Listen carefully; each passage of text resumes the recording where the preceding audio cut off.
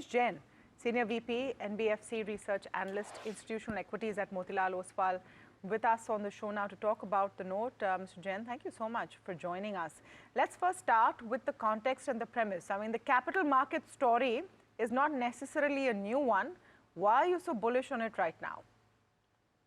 Yeah, good morning, good morning. So, it's a story which is just unfolding in a big manner, whether you talk about our macroeconomic factors, the number of people that are adding to the workforce, the number of middle income households that are likely to increase, the entire and the digital tailwind that we've got from, players like Angel One, or even on the regulation side, the measures that we've taken, like the eKYC, UPI, and the implementation of account aggregation. I think all these are just enablers for further growth of this space. And if you look at the financialization of savings trend, that is also picking up, and people are more preferring more of financial assets versus the physical assets. So I think this trend is just started, and all the blocks are ready for for the further growth. Hi, it's also Samina. It's been many, many years since you and me spoke. I guess come a long way from oil and gas to capital markets now. But let's spend some time on the more broader aspect of the sector, and then we'll talk about the verticals, so the AMCs, the SIPs, the wealth management outfits. One thing India has is low penetration. You look at demat accounts and at 12% versus 62% in the US.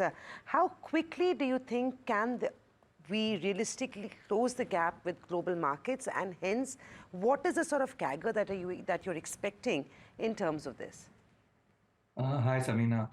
So we have already seen demat account increasing by 5x over the past 5 years, and still we are at just 12% penetration. As I was mentioning earlier, the number of people adding to the workforce is phenomenal for the next 5 years. Number of people adding to the middle class category is phenomenal in the next 5 years. And this will slowly and steadily lead to further addition to demat accounts, or for even that matter, mutual funds. If you look at our mutual fund penetration, is just at 17% of GDP versus, say, much higher. At the world average is around 65%. So I think this story of under penetration is there, and would possibly just unfold in the next 5 years with phenomenal growth. For example, demat account additions, right? We're still adding around 3.5-4 million accounts every month, right? In spite of all the regulations, we continue to add. Even in the last month, we added more than 3 million accounts in the month of November. So I think this trajectory is here to stay, and will definitely kind of grow at around 15-20% CAGR easily in terms of demat accounts, or for that matter, even mutual funds. Sure. SIP flows have grown significantly, but do you anticipate any challenges in keeping up with this growth momentum, because interest rates potentially could be rising, alternative investments are becoming popular, case in point REITs.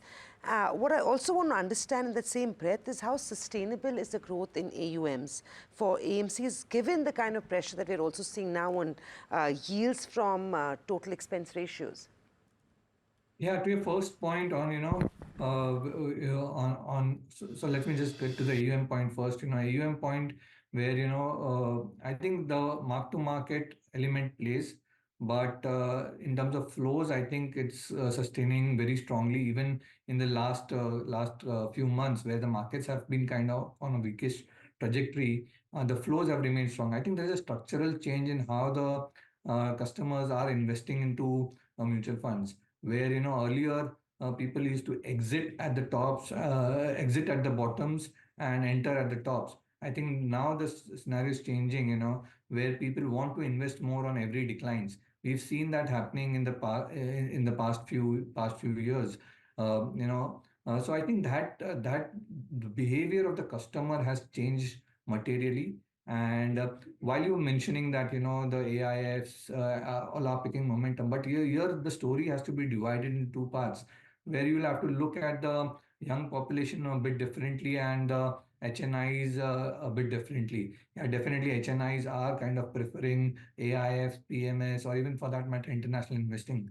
But the young citizen of India is looking to invest into the long-term equity story in India via the SIP route. So if you look at the SIP account openings, that's been growing at a phenomenal pace, and that to a larger extent is driven by the digitization of the entire ecosystem, where eKYC I think was the path breaking move by the regulators, and I think that will continue to be a driving force for more people coming onto the bandwagon of mutual funds. And apart from that, if you look at the adoption of SIPs even at the lower ticket size is increasing. So I think these things will continue to play, and I don't see a big challenge unless there is an economic downturn, which obviously we don't foresee right now. That would be a challenge for the growth in SIPs. Otherwise, I don't see any major challenge. Would love to now segregate this, right? There are various buckets, and your report suggests that you are constructive on a bunch of those, whether AMCs or brokers or wealth managers or pipe companies. But let's say you're talking about this a decadal opportunity, right? Where is the longest tenor of growth possible, or which is the first amongst equals from these? All are good, which is better? Yeah, it's a very interesting question. So see, each of these spaces have humongous growth opportunities in terms of business, right? So if the exchanges grow, if the volumes on exchanges grow, the brokers benefit out of it. If the mutual funds AUM grows, the intermediaries benefit out of it. So I think it's a growth opportunity which is there for all of these spaces. I would say most, so, if you can look at the way things, so like, for example, wealth managers, right? India's penetration amongst organized wealth management is just at 10%, which is much higher probably in places like US. So I think that is picking up big momentum in India, where, the HNIs of tier 2 tier cities are still untapped. Wealth management is still servicing the ultra HNI space. The HNI and the mass affluent segment is still kind of unaddressed. So I think that space is something which excites us quite a bit. Broking, again, it's just if you look at the data of NSE, it's just about a very small amount of people are trading on these exchanges, right? So again, there's a huge scope of growth out there, which will reflect in growth for exchanges as well, right? So I think that would be the order. Depositories and intermediaries, which obviously will benefit out of all these trends which I just mentioned. I'm just wondering, Prayesh, I'm not playing devil's advocate, but also as exciting as the whole capital market space is, it's very open to regulatory shakeups. And we saw some portion of that with the strictures that came in on F&O trading, some impact on volumes, at least for the exchanges, for some brokerages, for some discount brokers, which were very heavily into that segment, also an impact. This is one space which has the same regulatory headwinds like a fintech, a BFSI as well. Are you taking that into account? So, while you speak about regulations in a negative manner, we looking at it in a much positive manner. You look at any of the regulations that have been implemented in the past, that has only enabled strength in the system, right? Whether you talk about the margin rules that were implemented, that only made investors believe that their money is safe. Or PR regulations that came in, say, 5 years back, that allowed, that ensured that the investors are getting proper, value for their money. So I think we believe that the regulations are more of strengthening the ecosystem rather than any challenge. Yeah, intermittently there would be some hit on volumes that could come through by the F&O regulations, but eventually, it just resets the base. The right people are right people are investing in the product that they should be doing. So I think from there, after the base is reset, the volumes continue to rise. I think it's more of strengthening the ecosystem rather than a challenge. There are so many elements to this space, and of course, we could continue talking for much longer. But the other segment that's growing aggressively and quite sharply has been the HNI and the ultra HNI segments, the wealth management piece. There's also a couple of stocks that I believe that you like in the wealth management space and the distribution network, 360 and Nuvama. You want to quickly elaborate on your top 3 picks from the capital market space, which offer a healthy risk reward?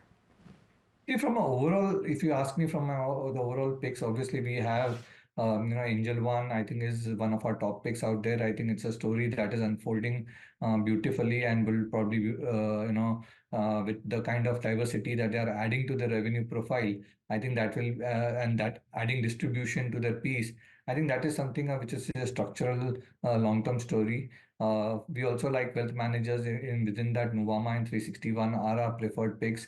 I think this, as you rightly mentioned, Samina, this space is something where a lot of growth can be envisaged, given that intergenerational wealth transfer is happening, and these new age promoters and investors want to invest in more complex and financial assets like AIFs, PMS, or international investing for that matter.